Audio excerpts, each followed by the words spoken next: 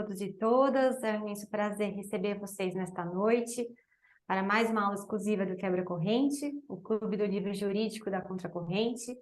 Hoje teremos o prazer de conversarmos sobre uma obra que nos deixou muito felizes, a criação da Constituição, a Convenção de Filadélfia de 1787. E essa satisfação também está ligada ao fato de ter sido uma tradução feita brilhantemente pelos professores Bruno Cunha e Lucas Guedes. Parabéns, professores, pelo excelente trabalho. E para esta aula exclusiva dos assinantes do Quebra-Corrente, contaremos com a participação dos ilustres professores Bruno Cunha, procurador do município de Recife e advogado, mestre em Direito do Estado pela USP, com LLM pela University of Michigan Law School, doutorando em Direito pela UFPE e atualmente reside em Columbus, Ohio, onde é Visiting Researcher Scholar na The Ohio State University. Professor Lucas Guedes, que é juiz federal na 4ª Região, bacharel em Direito pela UFSC e mestrando em Direito também pela UFSC. Professor Bruno Gleiser, doutor em Teoria do Direito pela USP, pesquisador visitante na New York University, mestre em Direito e Desenvolvimento pela FGV, professor na graduação e mestrado profissional da FGV Direito, coordenador do Supremo em Pauta e do Núcleo de Justiça e Constituição na FGV. E também contaremos com uma participação internacional ilustre, professor Lucas Arimada, professor de Direito Constitucional e Estudos Críticos de Direito da Universidade de Buenos Aires, pesquisador visitante na New York University e na University of Bremen, Alemanha. Muito obrigado a todos, todas pela disponibilidade, pela possibilidade de conversar mais sobre essa obra tão importante à política e também ao direito constitucional. Aqueles que desejarem fazer perguntas aos nossos convidados, por favor, peço que enviem pelo chat do Zoom. E para ganharmos tempo e ouvirmos bastante aos nossos ilustres convidados, já passo a palavra inicialmente aos professores Bruno Cunha e Lucas Guedes. Obrigado, Diana. Boa noite. Boa noite a todos. Professor Lucas, professor Rubens Gleiser, é um prazer estar aqui com vocês, debatendo essa nossa primeira tradução, né? Como eu falava aqui com o Lucas offline e com vocês dois, da obra Criação da Constituição.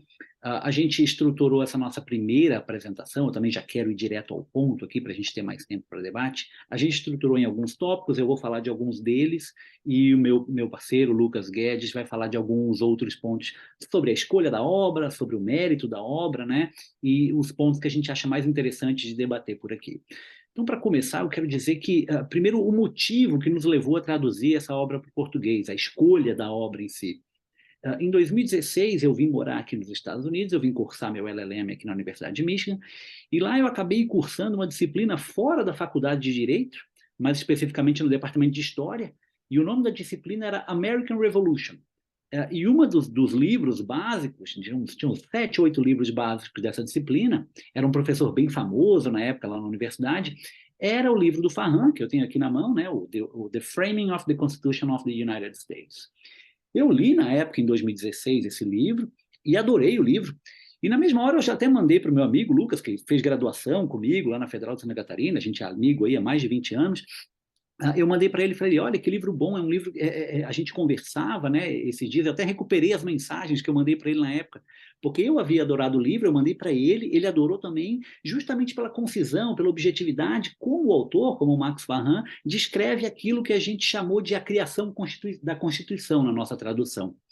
Aí nós estávamos no Brasil conversando sobre isso e pensamos, olha, esse livro é muito bom e não tem nada parecido em português, né? Tão sintético, completo ao mesmo tempo, explicando a origem da Constituição dos Estados Unidos da América. E a gente achou que seria uma boa ideia traduzir para o português. Sem muita esperança, sem muita pretensão, a gente, que já conhecia a Contracorrente, né? Já conhecia o trabalho do Marinho, do Valim, eu mandei, na verdade, preparamos um projeto de tradução, explicamos a ideia do livro, né? Eu mandei para o Valim, na época, eu lembro, para o Rafael Valim, um projeto editorial para a tradução. Eu já tinha feito contato com a Yale University Press, né, para assegurar a questão dos direitos autorais, que o livro já estava em domínio público, tivemos a confirmação. E aí mandamos para o Valim, no outro dia ele me respondeu em basicamente 2 linhas. Olha, Bruno e Lucas, a gente tem total interesse na obra, a Contracorrente tem total interesse na obra, a gente quer colocar no nosso clube, no Quebra-Corrente, traduzam que a gente vai publicar. A gente ficou muito feliz na época, obviamente, né? E mais do que feliz, a gente deu início à empreitada. E aí acho que é interessante, para falar da obra, é entender quem é o autor, quem é o Max Farhan, né? Quem é ele, quem que a gente traduziu. Então, assim, indo bem direto ao ponto, o Farhan, ele é o grande responsável por nós termos hoje à nossa disposição esse grande acervo documental e historiográfico sobre a Convenção Constitucional da Filadélfia de 1787. Ele, que era um professor de história de grandes universidades americanas aqui no final do século XVIII, início do século XIX, ele foi professor em Yale, foi professor em Stanford, em Cornell, foi presidente também da American Historical Association, que é a maior e mais antiga associação de historiadores do mundo até hoje. Qual foi o grande feito dele? O que ele fez? A obra-prima dele, que depois acabou gerando esse livro aqui que a gente traduziu, foi ter organizado e editado em 3 volumes o clássico Records of the Federal Convention. Então, em 1911, o professor Farhan, um ano antes de escrever a obra que a gente traduziu, ele organizou esses 3 volumes, que são basicamente a fonte primária, até hoje, para os estudos sobre a Convenção da Filadélfia e sobre a criação da Constituição dos Estados Unidos. E aí tem um motivo muito claro para isso. É porque a convenção, por si só, lá em 1787, e por vontade expressa dos delegados que estavam lá presentes, ela era um evento secreto. O povo americano nas colônias, né, o povo das colônias naquela época, e mesmo na própria Filadélfia, na cidade onde ocorreu a convenção, o povo não sabia o que estava acontecendo efetivamente lá no Independence Hall, não sabia o que tramavam lá dentro, o que se discutia lá dentro naquele verão de 1787. Havia uma regra bem clara entre os delegados e na própria convenção de que nada poderia ser publicado ou comentado na rua, né, a respeito dos trabalhos que estavam sendo feitos naquela convenção. As notas e os debates oficiais da convenção, eles só foram tornados públicos, para que você tenha uma ideia, em 1818, mais de quase 40 anos depois da convenção, quando o secretário de Estado John Quincy Adams, que foi depois presidente dos Estados Unidos, ele determinou a publicização desse acervo. Só que essas notas oficiais dos debates da convenção eram muito esparsas e bem incompletas. O que o Farhan fez, então? O professor Farhan, ele pegou essas notas oficiais que foram tornadas públicas pelo governo americano em 1818, ele adicionou as notas do James Madison, que é um dos grandes criadores da Constituição, um dos grandes nomes da própria Convenção, né? O Madison havia tomado notas durante os debates da Convenção, e essas notas também só foram tornadas públicas depois da morte dele, em meados de 1840, né? Ele pegou as notas oficiais do governo americano de 1818, as notas do Madison, e adicionou a ela diversas outras fontes, notas, correspondências de todos os outros delegados que ele encontrou à época, documentos públicos e privados, e compilou isso tudo na maior base de dados historiográfica da Convenção e da Constituição Americana. Então, ele publicou em 3 volumes, em 1911, a obra clássica dele, que é os Records da Federal Convention. Não há dúvidas, então, que por ele ter feito isso em 1911, e é a obra que nos chega até hoje, ele é o grande responsável por trazer para a gente, na atualidade, o que a Convenção debateu. E isso, como eu disse, é basicamente fonte primária até hoje para historiadores, para constitucionalistas, para cientistas políticos, que até hoje debatem a Constituição dos Estados Unidos. E aí é interessante para a gente entender o que aconteceu na Constituição, aí eu já vou passar para o Lucas, para a gente entender quais foram os motivos, por que eles se encontraram na Filadélfia, né? O que levou eles à convenção, qual é o histórico que a gente tinha e o que eles pretendiam fazer por lá. Aí pode continuar aí, Lucas. Obrigado, Bruno. Primeiro de tudo, né, vou pedir minhas excusas aqui por eu estar no escuro. Na verdade, minha cidade aqui sofreu um blackout e eu tento fazer minha participação pelo celular. Eu peço desculpas, mas foi a forma que eu encontrei de participar. Eu cumprimento a todos, professor Lucas, professor Rubens, né, o professor Bruno também. Agradeço muito a editora Contracorrente por abrir esse espaço, não só com o professor Marinho, mas também a todos que nos ajudaram nesse processo aqui, que os funcionários, os colaboradores, enfim, todas as pessoas da Contracorrente que nos ajudaram nesse projeto aqui de tradução, né? E cito aqui a Juliana Daglio, né, foi a nossa revisora, a Natália também, que é do comercial, que tem nos ajudado bastante, são sempre pacientes conosco, né, muitas vezes a gente no afã de que fazer a coisa acontecer, a gente acaba incomodando demais, mas elas são pessoas excelentes e cabe aqui nosso agradecimento também.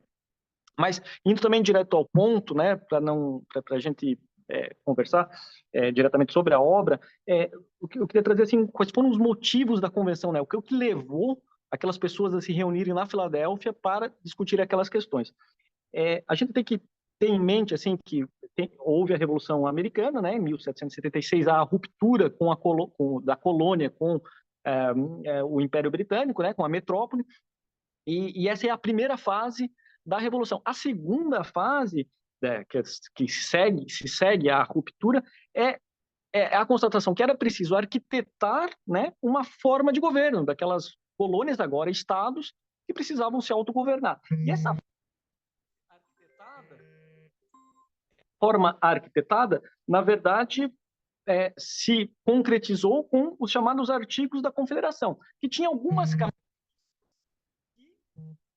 trazia uma gama enorme de problemas. Vamos ver rapidamente algumas dessas características. Os 13 estados, na verdade, estavam em pé de igualdade, não pouco importava se eles tinham uma grande população, uma pequena população, todos estavam em pé de igualdade quanto à representação no Congresso, no Congresso da Confederação, né? Para fazer qualquer modificação nos artigos da Confederação era preciso a unanimidade, os 13 estados precisavam concordar, né? Não existia um executivo funcional, não existia um judiciário federal para que pudesse arbitrar os conflitos entre os estados. Então, e essas características geravam uma série de problemas. Um desses problemas, só rapidamente, assim como exemplo, né, era a crise financeira da própria confederação. Como não havia um executivo, não havia um judiciário que pudesse obrigar os estados a cumprir suas obrigações perante a confederação, isso acabava gerando uma crise financeira muito grande. Muitas vezes os estados lá tinham a obrigação de contribuir com determinada soma de dinheiro para que a confederação pudesse funcionar, não faziam e não havia nada que os obrigasse a fazer. Um outro ponto assim, é que existiam matérias legislativas até que obrigatoriamente para que se conseguisse fazer um governo minimamente funcional, precisavam de um trato uniforme, homogêneo, né? E isso, se cada estado legislasse sobre nacionalidade, se cada estado fizesse, vamos dizer, tratados internacionais, incluindo as relações com as nações indígenas, tal, isso seria uma fonte inesgotável de problema. Então, precisava haver um tratamento uniforme em determinadas matérias e não se conseguia fazê-lo.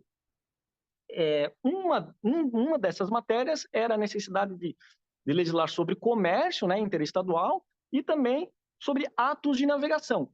Aí surgiram, nesse contexto, né, surgiram conflitos ligados a atos de navegação que fizeram, um deles, inclusive, relacionado à Baía de Chesapeake, isso é bem tratado no livro, mas assim, na verdade é um estuário, né, de um corredor de navegação lá que envolve determinados estados, e esses estados estavam com problemas com relação à navegação naquela baía, naquele estuário. Eles se reuniram e conseguiram fazer um acordo legislando sobre aqueles atos de navegação.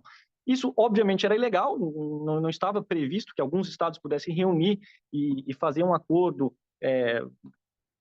ao arrepio, né, do Congresso, mas foi feito. A partir daí, surge a ideia, então, de que os estados pudessem se reunir em uma convenção para tratar de atos de comércio, e foi o que foi feito inicialmente. O grande arquiteto de todo esse projeto de uma convenção sobre o comércio é Alexander Hamilton, e é feita essa convenção em 1786 na cidade de Anápolis, em Maryland.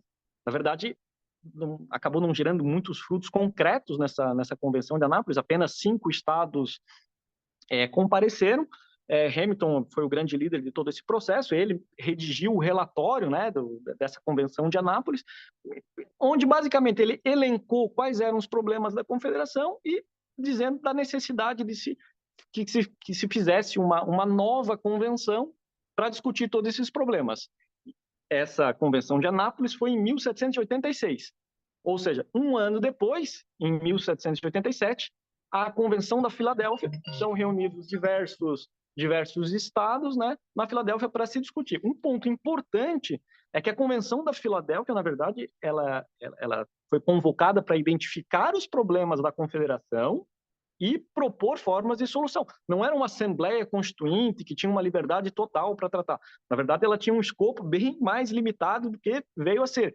Contudo, né, o processo, enfim, político e de discussão ali da dinâmica da própria convenção fez com que ela ultrapassasse esse escopo inicial e, na verdade, propusesse uma nova forma de governo. E foi o que aconteceu. Bruno, por gentileza. Obrigado, Lucas. Acho que é interessante que esse período que o Lucas se refere, da chamada Revolução Americana, ele é marcado por dois momentos bem distintos, né? O primeiro é o momento disruptivo, de quebra e de desconstrução, que é quando ocorre a independência, em 1776, e a guerra em si, logo depois. E o segundo é o momento de construção, da formação de um governo, de criação de estruturas políticas, jurídicas e administrativas novas, já que os artigos da Confederação já haviam falhado, né? Como o Lucas bem comentou. Esse segundo momento é muito mais burocrático, que é o momento da Convenção da Filadélfia de 1787. É um momento de construir e organizar um governo, de construir e organizar instituições e institutos que funcionem para um novo país, para uma nova realidade. E a Convenção foi o grande palco disso. E aí tem uma passagem famosa, que nem está no livro do Farran especificamente, mas que vale a menção, que se deu em um jornal da Filadélfia, de setembro de 1787, logo no fim da Convenção. Na capa do Pennsylvania Gazette, que era um grande jornal da época, havia manchete, dizendo que o ano de 1776 é comemorado por uma revolução em favor da liberdade. O ano de 1787, espera-se, será comemorado com igual alegria por uma revolução em favor do governo. Então, em 76, houve a independência, a revolução destrutiva, disruptiva. Em 87, 11 anos depois, a Constituição, a Convenção da Filadélfia, a Revolução Construtiva, vamos colocar assim. E aí, para entender um pouco dessa Revolução Construtiva, que foi, o grande palco foi a Convenção da Filadélfia, a gente tem que falar um pouco dos grandes personagens, né, as personalidades e figuras da Convenção. Quando a gente fala do livro do Farran, ele vai descrever isso muito bem, e da Convenção em si, alguns nomes vêm à tona, a gente tem que comentar um pouquinho. Essas chamadas grandes personalidades da Convenção acabaram entrando para a história como os Founding Fathers, né, os pais da fundadores, ou os pais da nação. A gente pontuou aqui 5 ou 6 muito rápido, porque a gente precisa entender eles para entender o contexto como um todo. Primeiro é Benjamin Franklin. Ele era basicamente, um delegado da Pensilvânia, ele era basicamente o americano mais conhecido no mundo à época, e sem dúvida era a figura de maior notoriedade e prestígio da Convenção. Ele era o grande homem da Convenção. Ele tinha um apelido, ele era conhecido como Sócrates americano, e o Farran até coloca isso. Ele trazia histórias espetaculares da vida dele nos Estados Unidos, na França, na Europa como um todo.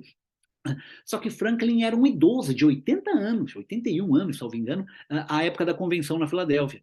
E como tal, com essa idade avançada, a participação dele foi bastante protocolar e não muito ativa.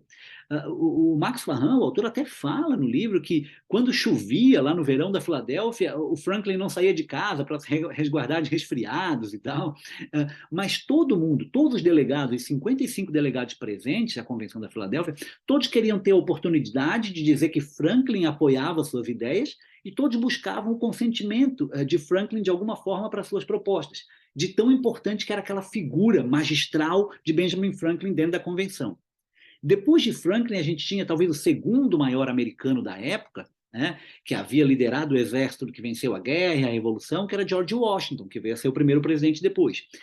Ele foi eleito pelos delegados como presidente da Convenção da Filadélfia, e ele, muito embora definitivamente não era um grande orador, um grande teórico do governo, e não expunha seus pensamentos de forma muito eloquente, ainda assim, o fato dele ter presidido as sessões, sem tentar externar suas preferências, é bem nítido que quando ele apoiava algo, quando ele apoiava ou chancelava alguma ideia, isso, dentro da convenção, tinha uma força gigantesca perante os outros delegados. Todo mundo queria estar alinhado a George Washington. Contrariar George Washington era quase um assinte, uma afronta naquele momento da convenção. O voto dele em qualquer matéria era quase uma chancela de que aquilo era uma atitude ou posição correta a ser tomada. E nisso está a grande influência dele no produto final da convenção.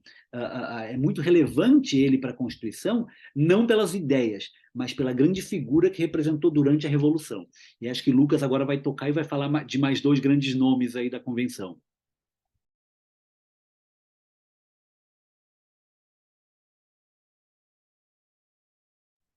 Professor.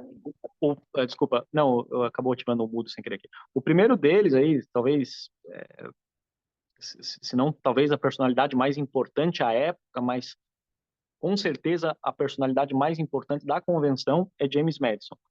Segundo o Max Farhan, ele é considerado o mestre de obra da Constituição. E a importância dele está em dois pontos. Assim. O primeiro dele é porque as ideias dele prevaleceram na convenção, ou seja, aquilo que ele defendia realmente foi aprovado pela convenção. Esse é o primeiro ponto. Assim.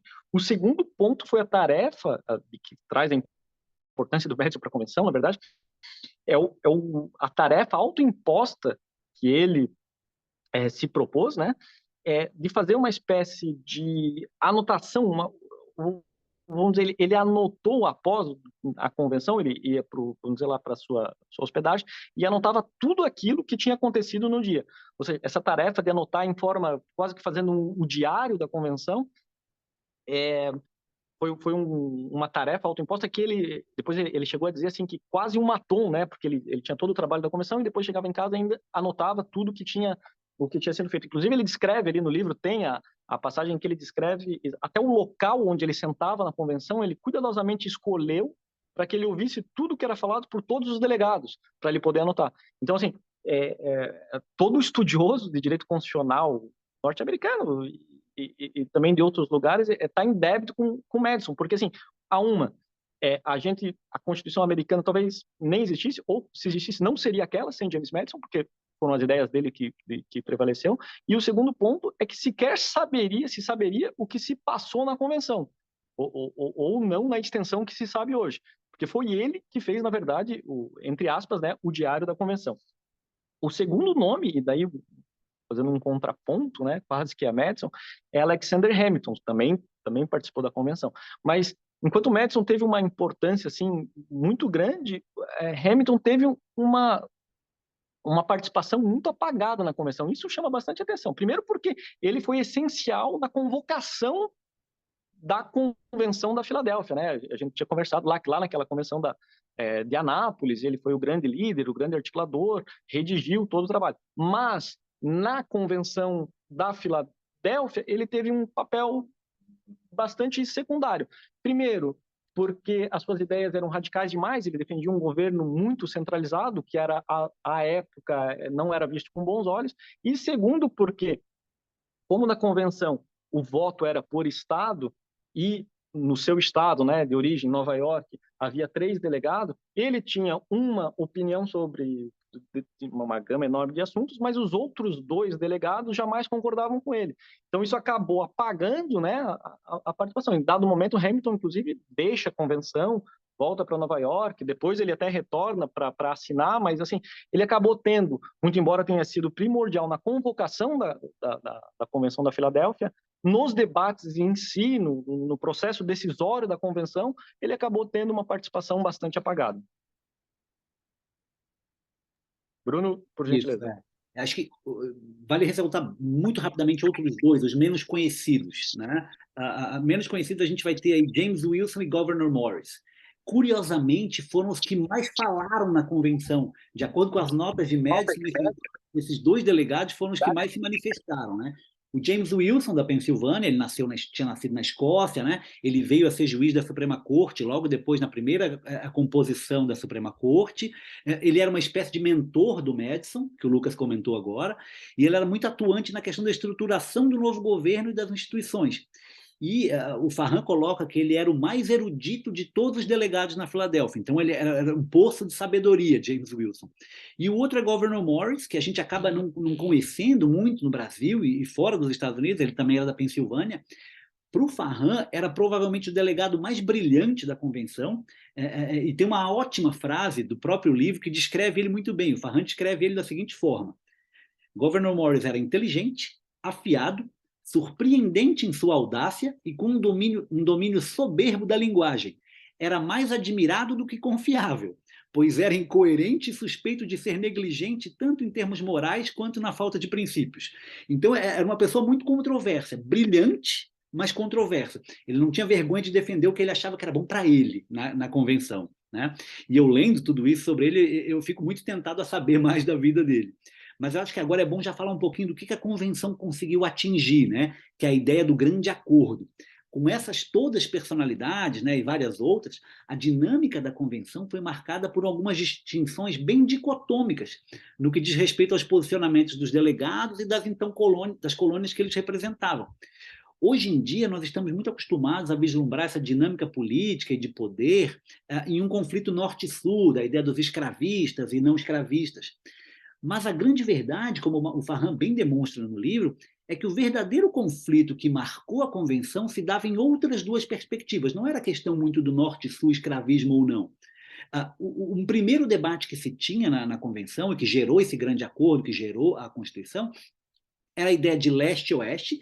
As colônias mais a oeste tinham interesse nas terras então virgens do interior, pretendiam se expandir, né? E tinham seus tamanhos, ao contrário das colônias do leste, do litoral, que já tinham seus tamanhos definidos. E talvez o grande embate da convenção vai ser entre as grandes colônias ou grandes estados e as pequenas colônias e pequenos estados, né?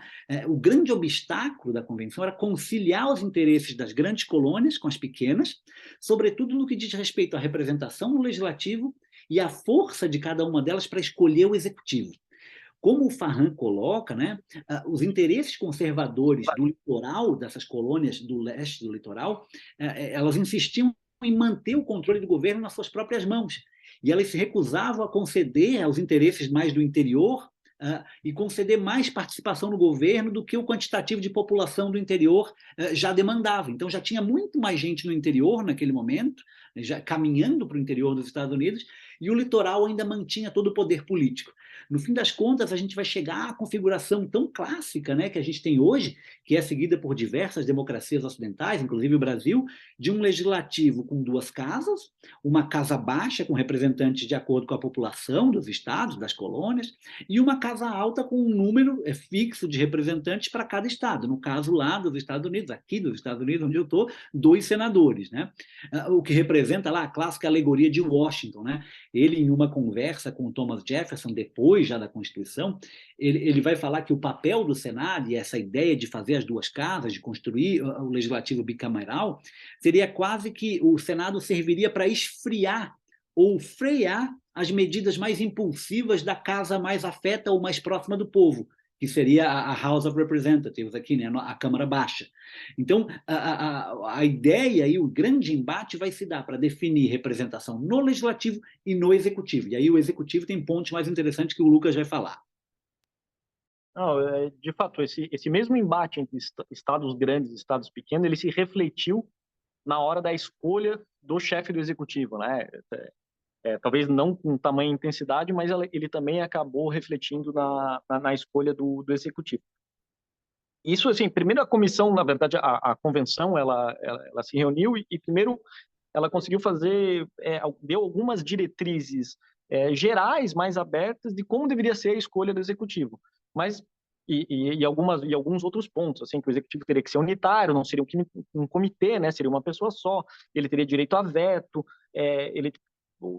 ao presidente caberia a nomeação de determinados cargos, que haveria a possibilidade de impeachment, enfim, deu diretrizes gerais. Mas a forma de escolha, na verdade, do presidente, né, coube a uma comissão, a chamada Comissão de Detalhes.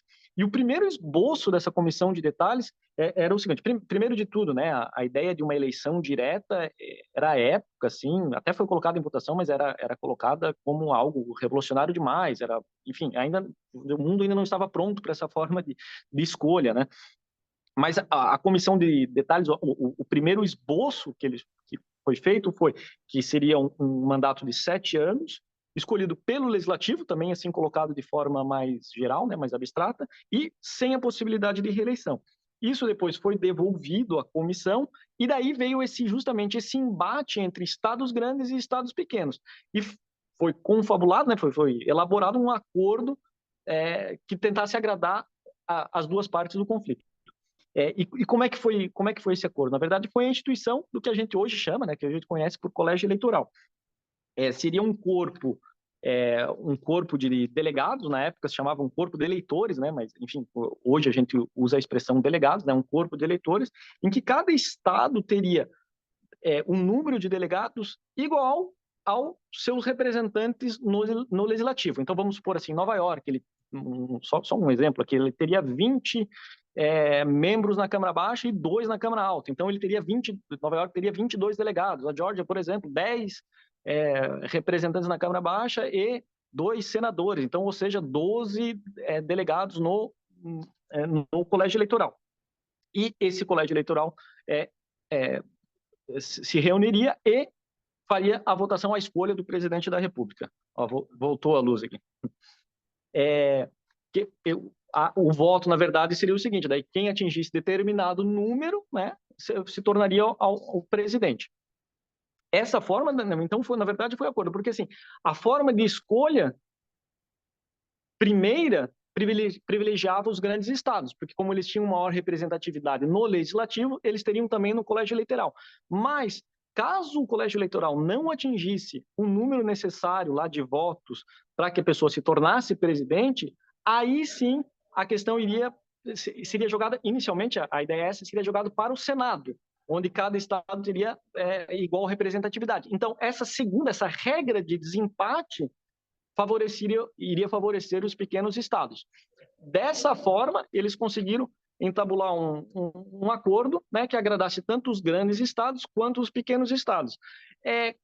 Eu confesso assim que a primeira vez que eu li essa forma de acordo, eu pensei assim, bom, os pequenos estados foram enganados, né? Porque, obviamente, olhando hoje, com os olhos de hoje, a gente vê que via de regra, o colégio eleitoral consegue escolher o presidente, não há necessidade de que essa questão vá para outro órgão, né?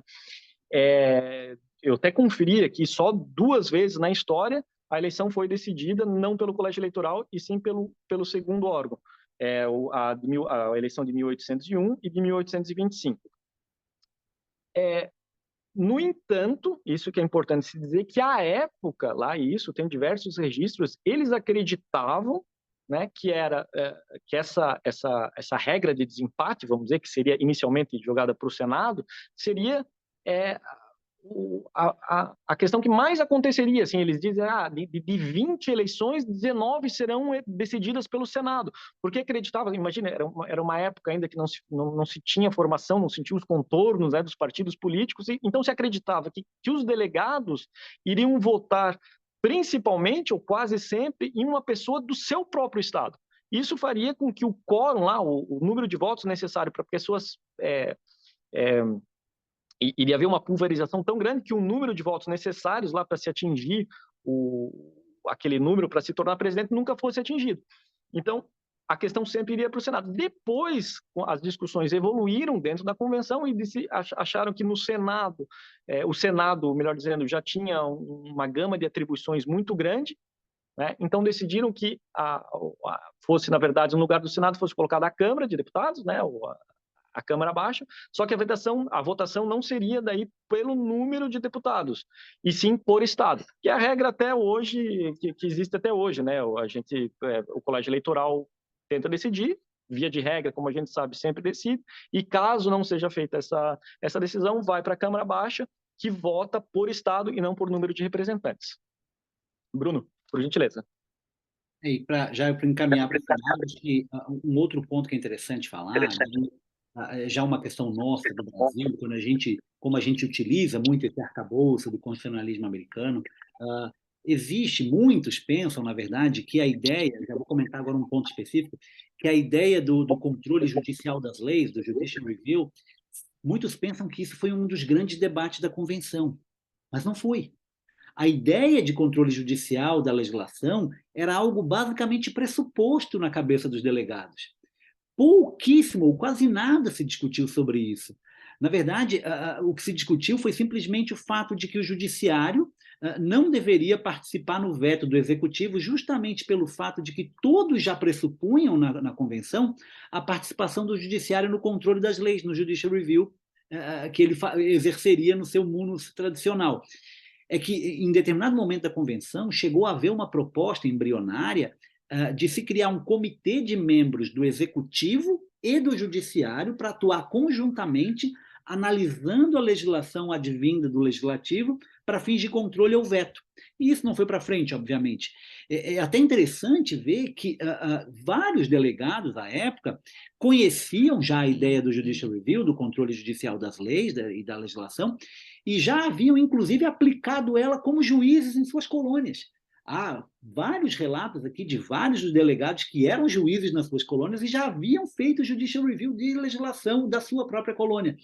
Então, existe meio que um dogma no Brasil dizendo a convenção discutiu judicial review. Não discutiu nada de judicial review, basicamente nada. Diretamente ao ponto. É uma lenda isso, que houve uma grande discussão sobre judicial review na convenção, já que os delegados pressupunham essa ideia. Já estava com eles isso, de que seria possível ao judiciário, no caso, controlar as leis por meio do judicial review. Eu acho que, não sei se o Lucas tem mais um último ponto aí para a gente já abrir. Professora, está... Não, desculpa, é só para finalizar aqui, só para acrescentar também a questão com relação ao controle de constitucionalidade, que o autor ele traz alguns delegados que expressamente falaram exatamente isso que o Bruno falou, assim, que era pressuposto que o Poder Judiciário tivesse essa prerrogativa de fazer o controle de atos legislativos, tendo como parâmetro a Constituição. E ele cita, assim, governador Morris, James Madison, Wilson, Luther Martin, enfim, ele cita assim uns 7 ou 8 delegados que expressamente falaram isso. O último ponto, assim, que eu sei que a gente já estendeu o combinado aqui, seria a frase que fica famosa e que a gente associa muito ao constitucionalismo, até a própria ideia de democracia norte-americana, que é aquela frase do preâmbulo, né, a abertura da frase do preâmbulo, melhor dizendo, que diz "with the people", né? E como é que essa frase foi confeccionada ali no âmbito da convenção. Na verdade, assim, os artigos da Confederação, aquele documento, né, do primeiro documento lá em que regrava todos os estados, começava dizendo o seguinte: esse documento jurídico é um acordo entre os estados de Massachusetts, New York, Virgínia, etc. E, vamos dizer, enumerava todos os estados. Quando a Constituição já estava praticamente elaborada, o texto ela foi para uma comissão de estilo. A comissão de estilo preparou esse preâmbulo, né? E o esboço inicial era o seguinte: nós, os povos dos estados de Nova York, Rhode Island, né, ia enumerando os estados. Só que no momento em que se estava elaborando ali o preâmbulo, não se sabia exatamente, não tinha como saber, né, quais estados iriam ratificar a Constituição e quais estados não iriam ratificar. No fim, todos ratificaram, mas na época, ali na hora da construção do preâmbulo, não se sabia. Então, se tirou a referência aos estados e ficou, né, nós, we the people, né, nós, o povo, né. Na verdade, assim, no original era we the people of and the states of, e enumerava todos os states. Eles tirando essas referências, né, aos estados, acabou ficando we the people of the United States, que é a frase hoje, né, célebre, que todo mundo conhece, é o que é a abertura da frase que todo mundo conhece. Lógico, assim, dizendo, eu não quero diminuir esse we the people, né, dizendo isso, mas apenas assim constatando que foi muito mais uma questão prática, pragmática ali de colocar aquela frase ali da forma como foi colocada, do que realmente alguma discussão mais profunda, filosófica, enfim. Mas basicamente era isso. Eu agradeço aqui e passo a palavra novamente a... Obrigada, muito obrigada, professor Lucas, muito obrigada, professor Bruno. Em nome de toda a editora Contra Reis, todo o pessoal da editora, e já passo a palavra ao professor Rubens Gleiser. Oi, Diana, muito obrigado. Eu acho que era a vez do Lucas, a rimada que a gente tinha falado que ele ia começar, mas tá bom. Pode ser. Então, pode ser, tá bom.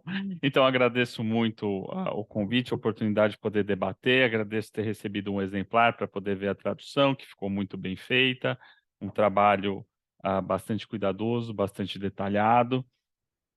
E eu acho que eu vou fazer uma fala curta, deixa eu colocar meu timer aqui, que vai fazer um certo contraponto, assim, do que o Lucas e o Bruno estavam falando.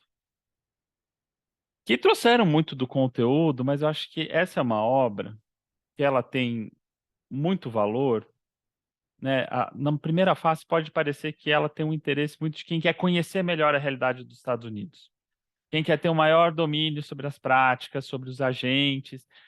Então ele tem um risco, né? Ele tem uma dimensão que assim é quase anedótica, né? Então você fala, bom, se eu quero saber disso, vou ler. Se não for muito isso, não tem por que ler.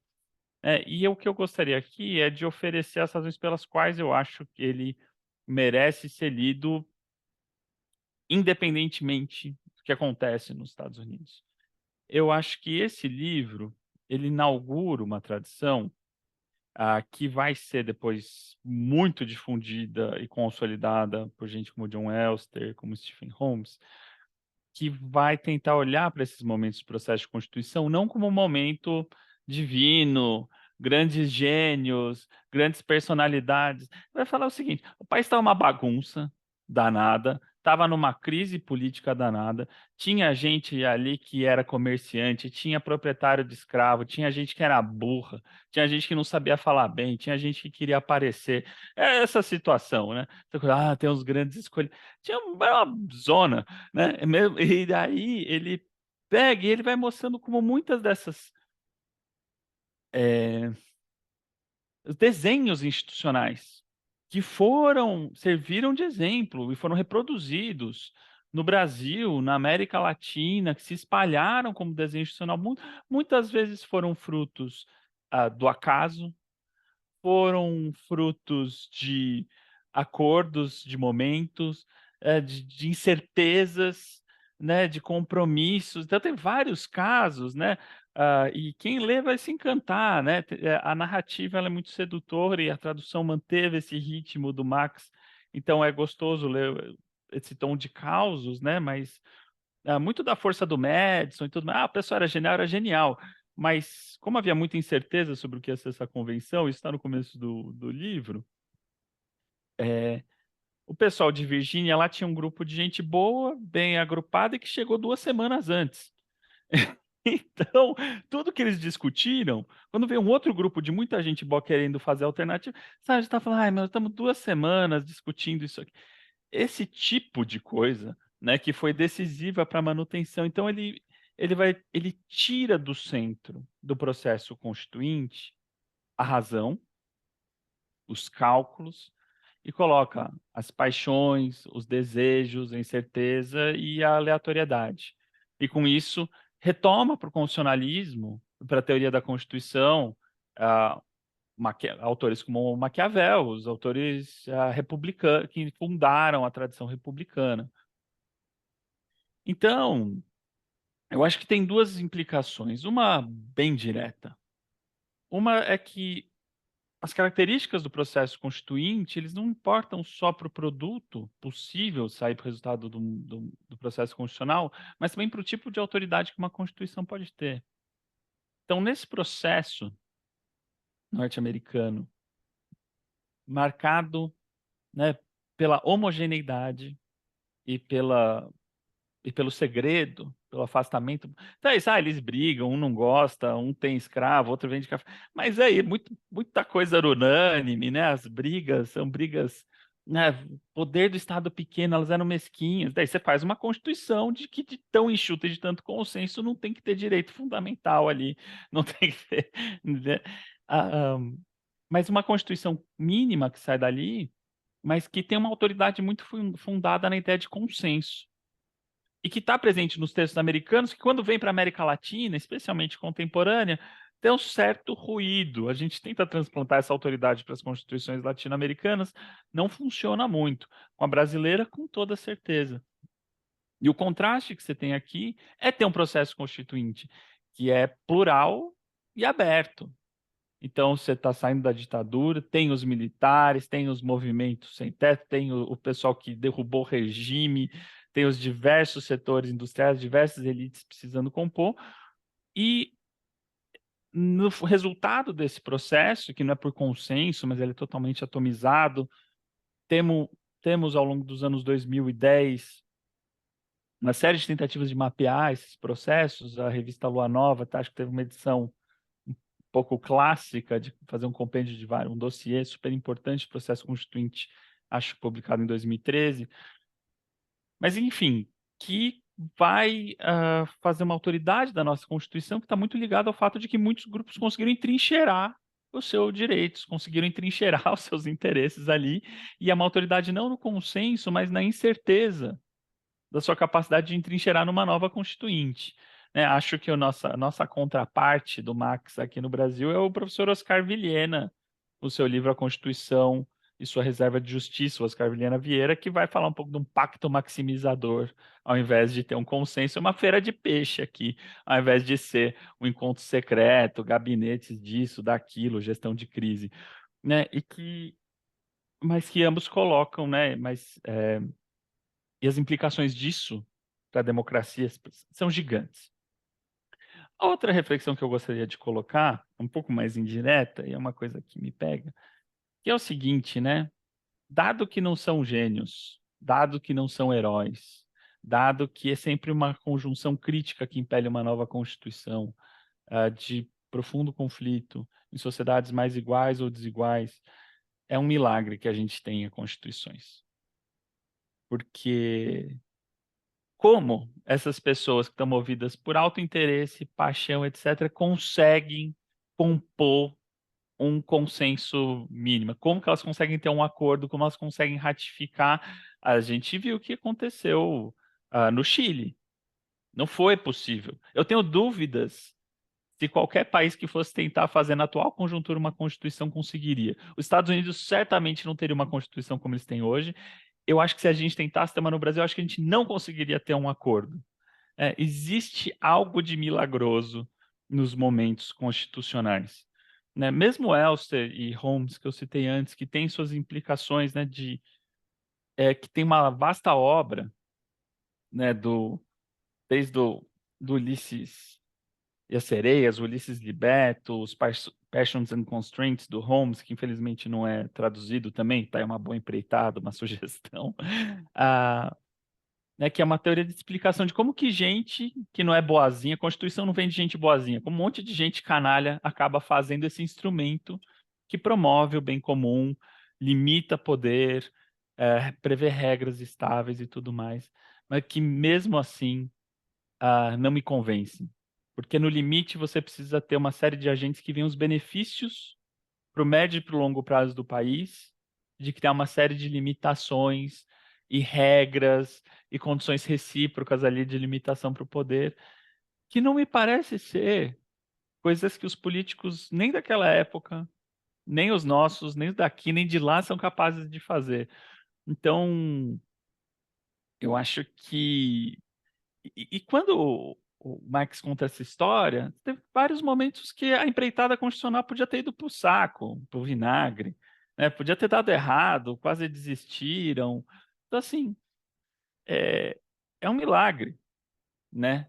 Que nós tenhamos, no meio de conflitos entre elites, entre elite e povo, nas formas de estruturação de poder, esses grandes momentos de instauração de regras comunitárias, seja fundada em consenso, seja fundada em barganhas amplas e coletivas, que dão algum norte, que dão algum termo comum para conflitos institucionalizados. A gente conseguiu nessa faixa de 200 anos e pouco, 200, né? No Brasil, a gente vai fazer 200 anos de experiência constitucional, na América Latina, 200 e muitos, né? Mundo como todo, 250 anos, de ter um processo que não é o derramamento de sangue para ter a troca de poder. E se você olhar para as condições, eu não acho que a gente tem boas explicações até hoje, mas umas dicas boas, interessantes, a gente pode encontrar aqui na criação da Constituição, que eu recomendo para todos os teóricos da Constituição, todos os constitucionalistas, que tem muito a oferecer. Agradeço novamente aí o convite e dou parabéns à editora Contracorrente e aos tradutores, o Bruno e o Lucas. Muito obrigada, professor Rubens. Professor Lucas Arimada. Muito obrigado pelo convite. Parabéns pelo extraordinario trabajo con la traducción para Bruno y para Lucas. Antes de todo, debo esclarecer que mi portugués es extremadamente ruim, por eso debo me disculpar por ter que falar español. No quiero destruir a bela linguagem dos brasileiros, llena de música y ritmo, con un falso portuñol. Pido disculpas anticipadamente y espero que você entienda.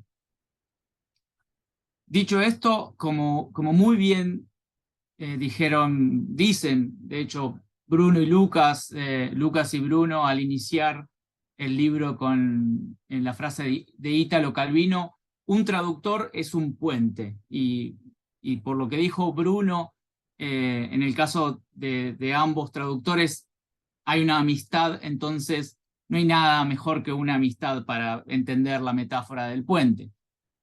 Para mí, pensar la obra de Max Farran en inglés es pensar un clásico, algo que, a diferencia del mundo de habla portuguesa, nosotros no tenemos nada como una traducción de este clásico.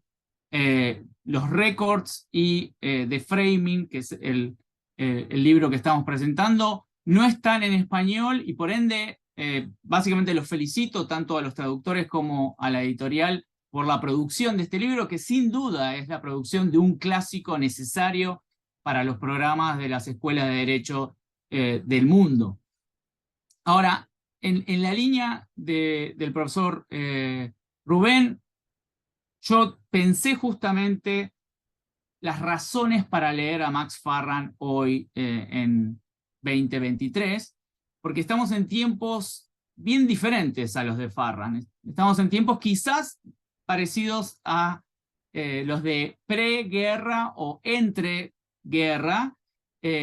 Quizás el debate constitucional es más parecido al debate constitucional de Schmidt y Kelsen, o los debates de la década del 20, que a los debates de Filadelfia o de la Revolución Francesa. Pero sin embargo, hay razones fundamentales para leer a Farran. De hecho, la Revolución Norteamericana dejó a los estados en deuda, ¿no? Hubo una rebelión de Say que construyó un trauma constitucional en la élite, tanto en la élite más aristocrática como en la élite más republicana. Como muy bien dijo el profesor Rubén, estamos hablando de un cuerpo más o menos homogéneo que nada tiene que ver con nuestras sociedades fragmentadas, atomizadas y polarizadas. Pero, sin duda, desde mi punto de vista, el texto y la riqueza, ¿no? El profesor Bruno lo dijo muy bien, las introducciones de Farran sobre los actores de la Convención Constituyente son ricas, interesantes, jugosas, para quien le importa la política hoy. Entonces, las introducciones, ¿no? Por ejemplo, del gobernador Morris es alguien sin principios. Dice, es brillante pero sin principios. Es como, el gobernador Morris es un personaje en El Padrino de Francis Ford Coppola. Ahora, en muchos sentidos, ¿no? En muchos sentidos, para mí, cuando uno habla de la Convención Constituyente, uno tiene que pensar en Washington, no, que es una figura que está ahí atrás, pero cuando uno piensa en Franklin, yo no pienso en el Sócrates americano. Mi Sócrates americano es Sócrates brasileiro, Sampaio de Souza Beira de Oliveira. Pero ahí vamos a tener un disenso a favor del famoso médico y futbolista que todos ustedes conocen y a quien este argentino siempre va a admirar. Ahora, desde mi punto de vista, hay algunos aspectos que son realmente interesantes del texto de Farran para traerlos hoy. En esos tiempos estamos pensando en un contexto revolucionario, postrevolucionario, donde hay mucha ansiedad, pero se piensa a largo plazo. Hoy vivimos sociedades de alta ansiedad, pero donde el presente domina todo, donde no podemos construir una idea de largo plazo. Y Farran, de hecho, desde mi punto de vista, es claro. El texto constitucional y ambos, creo que de hecho, tanto Rubén como Bruno como Lucas, dijeron, acá no es una cuestión de ideas. Las ideas fueron estudiadas por los convencionales constituyentes, pero el objetivo del texto constitucional es resolver algo en términos prácticos. No es un texto de alta filosofía, que de hecho lo es, sin duda, todos estamos acá porque nos interesan esos temas, pero ellos lo pensaban en términos prácticos, políticos, y por ende la extraordinaria aclaración que dio Lucas al final sobre We the People, uno la entiende en el contexto de, en el comienzo de la convención, era imposible poner We the People. Al final de la convención, en términos prácticos, como no sabíamos quién iban a confirmar la Constitución, fue una cuestión de rápida resolución en el último momento de la convención. Ahora, desde mi punto de vista, quizás también es importante pensar el texto de Farran porque, como dijo Rubens, voy a sumarme a su realismo, que algunos entenderán como pesimismo, el milagro de entender que vivimos en instituciones del derecho parece a veces estar en una etapa final. Parece que estamos como en una crisis del proyecto del derecho. El derecho como institución que intermedia no violentamente las relaciones sociales. Entonces, volver a pensar en la convención de convenciones, en la constitución de constituciones, es, desde mi punto de vista, para mí muy necesario. Y finalmente, voy a mencionar esto. Para mí, los debates entre estados pequeños, estados grandes, federalistas, antifederalistas, Madison versus Hamilton, son interesantes, pero el texto de Farran explica algo vital. Dice, el contexto determina todo. En los artículos de la Confederación había una crisis económica extraordinaria. Al final de las ratificaciones se veía un crecimiento económico que acompañaba una estabilidad.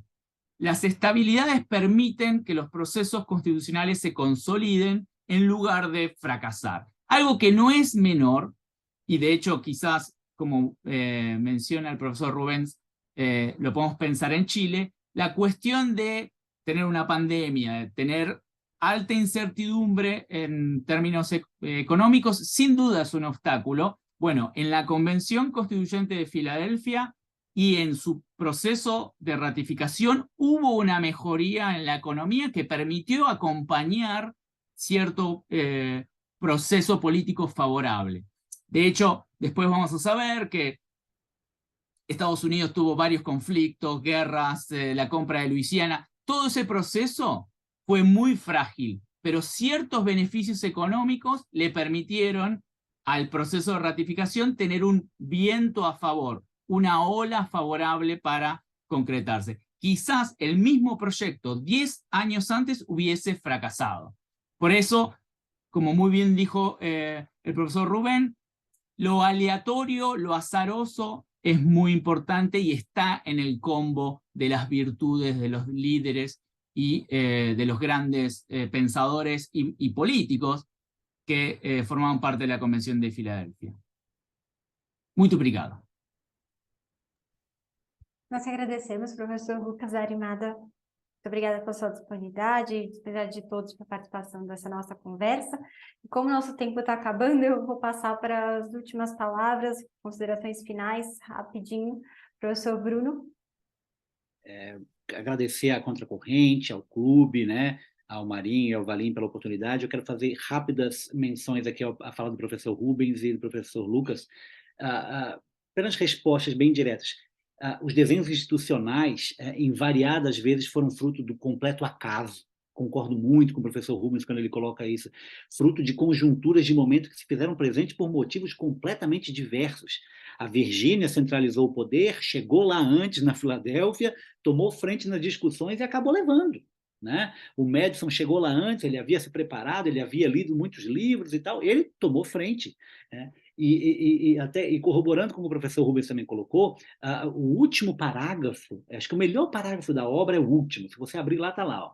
Nenhuma obra de origem divina, nem a maior obra que já foi realizada em um determinado momento pelo cérebro e propósito humano, mas um documento prático e viável. Essa é a Constituição dos Estados Unidos. É algo pragmático. Foi o que deu para fazer naquele momento, com os problemas que tinha, com gente brigando, se matando, tinha acabado de sair de uma guerra contra o Império Britânico. Então, ali, o povo se engenhou para fazer aquilo ali e politicamente foi o que deu para fazer. Mais dois comentários que eu quero fazer. Do John Elster, até que o professor Rubens também colocou, tem dois livros dele, aí, clássicos, né, novos, porém clássicos, o America Before 1787 e o France Before 1789, que ele vai trazer isso, né, essa formação aí dos países, acho que é bem legal a gente utilizar isso.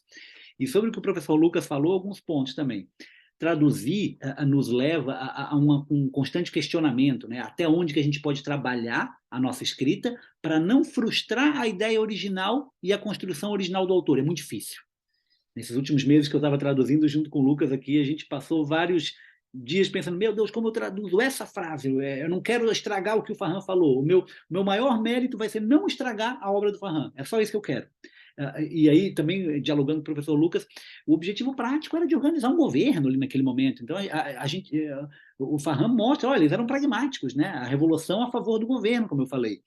E, para finalizar, prometo, Brasil e Argentina aqui com um quadro muito comum quando a gente olha essa influência norte-americana, né? A Assembleia Constituinte de Santa Fé, lá em 1853, da Constituição Argentina, teve lá como base Juan Bautista Alberdi, mas muito influenciada pela Constituição dos Estados Unidos, e aí depois a Constituição Argentina de 1853 vai influenciar a nossa Constituição Brasileira de 1891, então fica nesse ping-pong, vamos dizer assim, né? A Argentina bebeu lá na fonte americana em 1853, e a gente bebe na fonte americana, que também bebe na fonte argentina, então está tudo aí um mix de influências muito interessantes que mostra como a gente aqui utiliza até hoje, né, esses preceitos básicos aí que o Farhan também coloca no livro. Aí já passo para Lucas. Obrigado, Bruno. Muito obrigado, professor Rubens, professor Lucas Arrimada também pelas contribuições, foram realmente muito boas, para fazer a gente refletir bastante. Só queria também acrescentar assim, a questão que eu acho interessantíssima dessa obra é que ela desmistifica muita coisa, né? E esse processo de criar uma narrativa posterior, uma narrativa mítica até do momento da Constituinte, do momento constitucional, é algo que aconteceu nos Estados Unidos, mas também acho que acontece em outros lugares. Assim, isso talvez até essa ideia de você olhar para o passado, enxergar lá, ainda que talvez não de forma muito verdadeira, mas enxergar no passado um momento de grande maturidade política, que fizeram as escolhas fundamentais sobre as quais hoje a gente vive, ou foram escolhas feitas por homens quase semideuses, sábios, filósofos, enfim, talvez um processo que traga, de certa forma, assim, até uma certa legitimidade, né? uma força para a Constituição hoje em vigor, assim. Mas a realidade nem sempre corresponde ao mito, né? No caso. E, de fato, ali havia homens extremamente capazes, alguns eram, de fato, gênios, pessoas assim que extremamente acima da média, mas existiam outros que eram pessoas simplesmente comuns, que estavam lá. Alguns, inclusive, haviam especulado em títulos, né? Haviam especulado em títulos da dívida pública e que estavam ali para garantir que aqueles títulos ainda fossem pagos pelo novo governo. Enfim, existia de tudo, né? Mas, enfim, a obra, assim, para mim, o grande diferencial da obra é que ela não é uma obra que se reduz ao aspecto jurídico, né? Ela é uma obra muito mais de história e de política, né? Que interessa a todos aqueles que gostam de política, assim. Ela justamente traz como, por meio desses embates, dessas concessões mútuas, enfim, desse processo político mesmo, se deu o nascimento de instituições que governam o povo dos Estados Unidos, mas que por esse processo até que o professor Bruno e o professor Lucas descreveram agora, de ir para a Argentina, de Argentina para cá, que também nos governos, assim, se a gente olhar hoje para instituições como o nosso controle de constitucionalidade difuso, o nosso federalismo, a gente enxerga ali claras digitais, né, que se você for investigar, você chega lá na Convenção da Filadélfia. Então, assim, o estudo dessa obra, a meu ver, pelo menos, ele se justifica, além de por tudo isso que foi conversado, que foi falado, também porque ele ajuda a entender as instituições que hoje nos governam. Então, basicamente, era isso que eu queria colocar. Agradeço muito a Contracorrente, os professores Lucas, o professor Rubens, a Diana, enfim, todo mundo aí que contribuiu nesse processo todo. Ao professor Gustavo, claro, agradeço muito. Diana, por gentileza. Obrigada, professor Rubens. Acho que, então, agradeço novamente a oportunidade, né? E falando aqui, o Lucas, que é um argentino com um pouco de brasileiro aqui, eu vou ser um brasileiro com um pouco de argentino pelo pessimismo, e dizer que todo realismo acaba sendo pessimista no final das contas. Ser dramático como argentino. E dizer o seguinte, que essa é uma obra clássica porque ela é uma obra de ruptura. E ela é uma obra de ruptura porque ela introduz um olhar no pensamento constitucional que é importante para nós e é importante por dois motivos.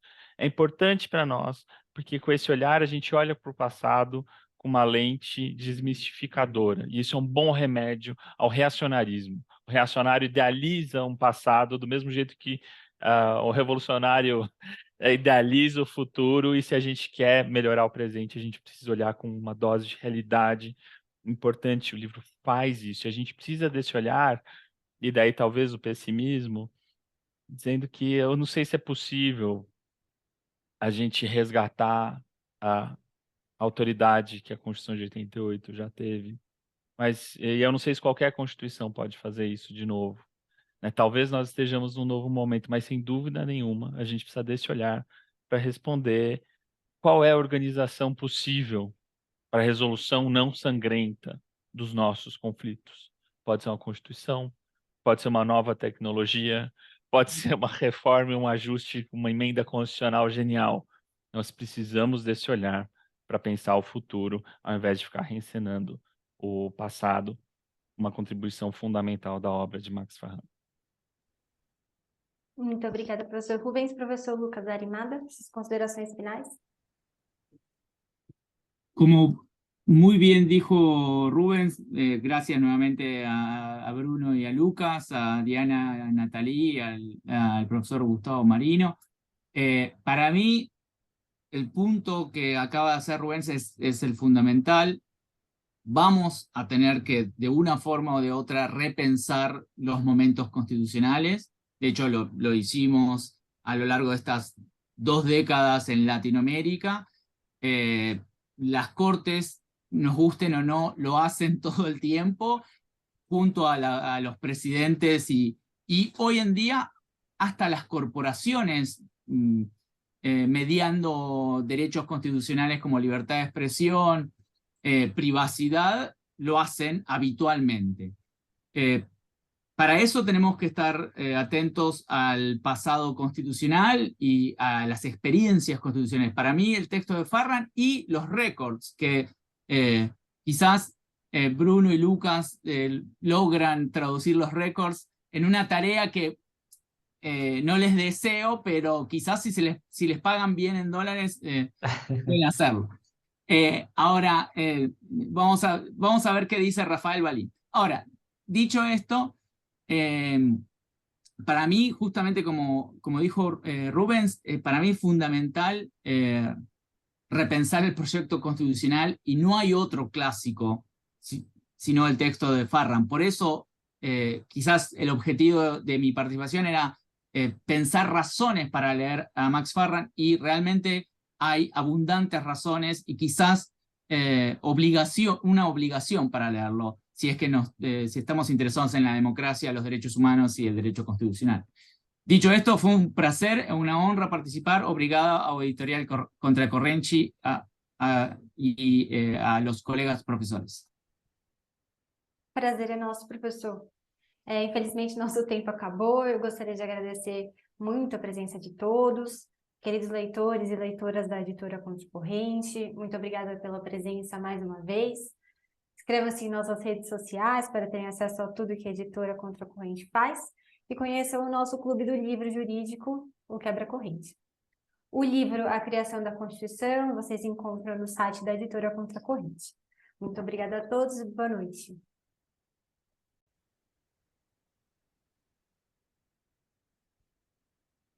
Boa noite a todos.